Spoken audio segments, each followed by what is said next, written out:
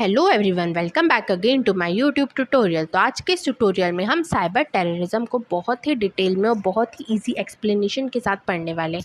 ठीक है, तो सबसे पहले तो हम इस लेक्चर में क्या क्या कवर करेंगे। सबसे पहले तो हम साइबर टेररिज्म का इंट्रोडक्शन कवर करेंगे, कुछ केसेस के बारे में पढ़ेंगे और हम देखेंगे कि हम साइबर टेररिज्म से कैसे बच सकते हैं।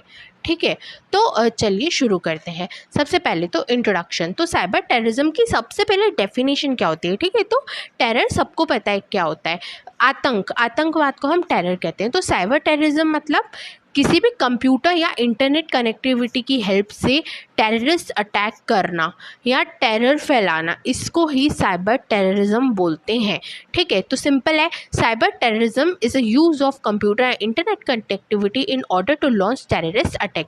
ये सिंपल है। अब आप बोलोगे यार आतंकवादी तो बॉम्ब फेंकते हैं, गोलियां चलाते हैं, तब जाके टेररिज्म होता है, या साइबर टेररिज्म मतलब आपको समझ में नहीं आया होगा, है ना, कि इंटरनेट की हेल्प से हम कैसे बम फेंकेंगे।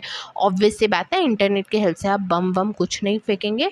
ठीक है, तो सबसे पहले तो आपको ये जानना ज़रूरी है कि साइबर टेरर के थ्रू किसी के ज़िंदगी का नुकसान नहीं होता है, कोई मरता नहीं है, लेकिन क्या होता है, किसी भी कंट्री का, ठीक है, उसकी कम्युनिकेशन सप्लाई का इकोनॉमिक डिस्ट्रप्शन होता है। मतलब उसकी कम्युनिकेशन सप्लाई या सप्लाई लाइंस, इसमें दिक्कतें आ जाती है। ठीक है, अब आप सोचो कि इंडिया की एकदम कम्युनिकेशन लाइंस ब्लॉक हो गई, क्या होगा आम जनता का, है ना, उसका डेटा लॉस हो गया, क्या होगा आम जनता का। तो पॉसिबिलिटीज़ क्या है, economic disruption in communication, disruption in supply lines, general degradation of national infrastructure. अब हमेशा याद रखना, ये जो साइबर टेररिज्म होता है वो कंट्री टू कंट्री अटैक होता है। जैसे कि नॉर्मल टेररिस्ट अटैक जो होता है वो कंट्री टू कंट्री होता है, वैसे ही कोई भी कंट्री दूसरी कंट्री के लिए साइबर टेररिज्म कर सकती है।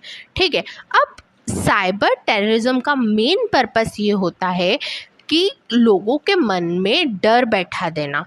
ठीक है, the idea is to strike fear among people, लोगों को बहुत ज़्यादा डरा देना। और जब टेररिज्म फैलाओ तो उसको इतना पब्लिक कर दो कि लोगों को पता लग जाए कि क्या है और वो इस बात से डरें। ये होता है अपने साइबर टेररिज्म का मेन आइडिया। तो अब हम साइबर टेररिज्म के कुछ एक्चुअल केसेस देखेंगे जो हुए थे। ठीक है, तो सबसे पहले 2008 और 2009 के दो केसेस बताऊंगी आपको। तो सेंटकॉम के बारे में आप सबने सुना ही होगा, यूएस के मिलिट्री कमांड है। तो 2008 में क्या हुआ था कि वहाँ के एक सोल्जर को, यूएसए के एक सोल्जर को एक यूएसबी ड्राइव मिली अपने पार्किंग लॉट में। उसने उसको उठाया और अपने वर्क स्टेशन जहाँ पे वो काम करता था उसके कंप्यूटर नेटवर्क में लगा दिया। अब वो यूएसबी ड्राइव में क्या था, स्पाईवेयर था। स्पाईवेयर तो आपको पता ही है, पहले मैंने आपको बताया कि एक टाइप का मालवेयर होता है जो जासूसी के लिए काम आता है। अगर ये आपके कंप्यूटर में चला गया तो ये आपके कंप्यूटर की सारी इन्फॉर्मेशन किसी अटैकर को दे देगा।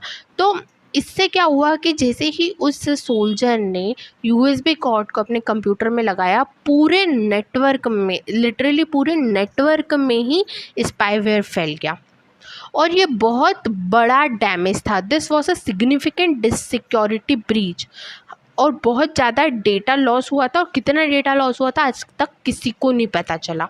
ठीक है, अब एक और केस हुआ था दिसंबर 2009 में। कुछ हैकर्स ने मिलके, ऐसा माना जाता है कि वो हैकर्स नॉर्थ कोरिया के थे, तो कुछ हैकर्स ने मिलके यूएसए और साउथ कोरिया के कंप्यूटर सिस्टम को हैक कर लिया और उसमें से सीक्रेट डिफेंस प्लान्स जो है वो उनको मिल गए।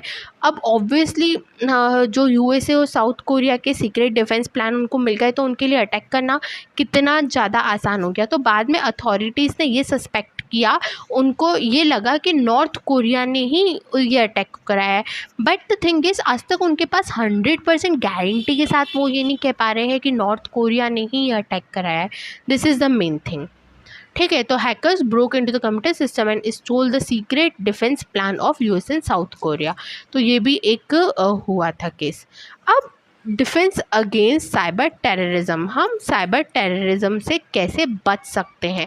तो सबसे पहला सल्यूशन ये है कि जो बड़े बड़े इंस्टीट्यूशन और रिसर्च सेंटर्स है जैसे IITs NITs, इनको क्या करना चाहिए, कुछ डेडिकेटेड साइबर सिक्योरिटी के प्रोग्राम लॉन्च करना चाहिए ताकि ज़्यादा से ज़्यादा स्टूडेंट साइबर सिक्योरिटी के सब्जेक्ट को ले पाए और उसके बारे में सीख पाए।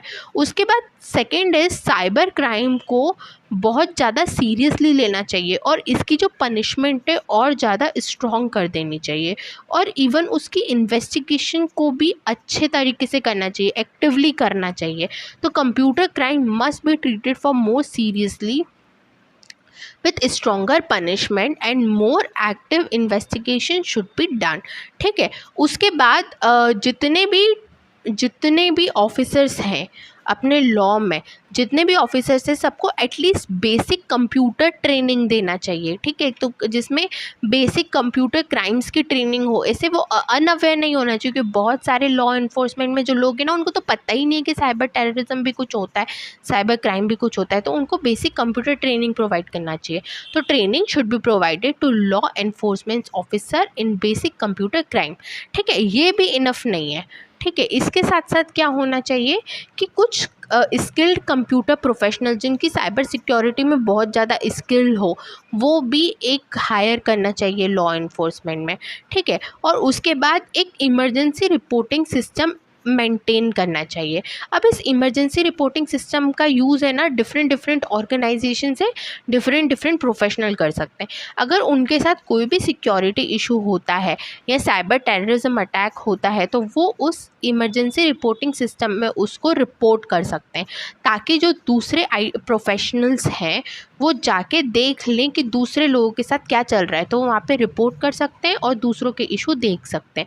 तो emergency reporting system must be establish. Security professional from various industries can report there issue in a single place and view others issue.